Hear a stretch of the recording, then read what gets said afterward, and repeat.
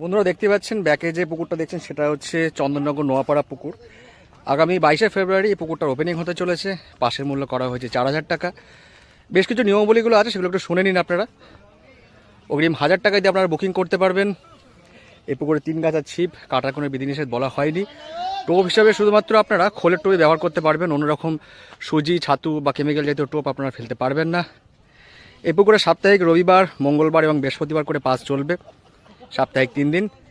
আর এই পুকুরে ভাষা, তল ভাষা, অ্যান্টা জাতীয় টোপ এগুলোতে অ্যালাউ থাকছেই না। আর সিট সংখ্যা যা ছিল তা কিন্তু সেমই থাকছে, সিট সংখ্যা কোনো পরিবর্তন করা হয়নি। আর বন্ধুরা এইমাত্র এই পুকুরে জাল টেনে মাছ দেখানো হলো।